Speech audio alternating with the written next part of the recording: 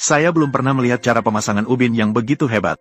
Melihat truk berisi pecahan ubin yang tidak tahu dari mana asalnya, namun bisa dipasang menjadi lantai bermotif yang begitu indah. Dapat dilihat, tukang pekerja menggunakan pipa persegi, menghaluskan dan meratakan permukaan yang sudah dipadatkan dengan pasir dan semen. Melihat area pemasangan yang begitu luas, tukang ubin biasa hanya menggelengkan kepala.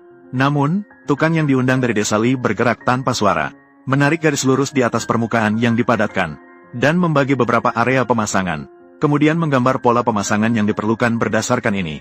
Pola desain. Semua didapat oleh tukang berdasarkan pengalaman bertahun-tahun. Mengorganisir dan mengoptimalkan. Hanya dengan cara itu dapat mencerminkan kedalaman seni. Polanya beraneka ragam. Ditumpuk bertingkat. Meskipun terlihat membingungkan.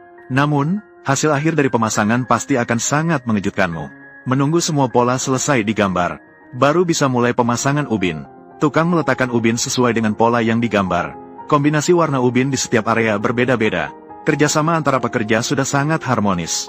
Masing-masing memiliki tugas dan prosesnya sendiri. Saat pemasangan menghadapi pola yang tidak teratur, cukup dengan memecahkan ubin saja. Sangat meningkatkan konsistensi saat pemasangan.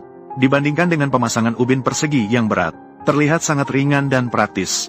Urutan pemasangan juga akan dilakukan dari luar ke dalam secara bertahap. Pemasangan dilakukan secara berlapis, menampilkan kedalaman ubin dengan warna kontras.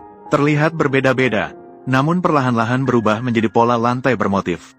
Belum lagi, dibandingkan dengan ubin bermotif yang besar, menunjukkan lebih hidup dan nyata. Lantai seluas 800 meter persegi, di bawah kerjasama pekerja yang teratur. Selesai sebelum malam tiba, pemilik terperosok dalam pemikiran setelah melihat keadaan ini. Saat ini, sudah ada di lantai yang telah dipasang.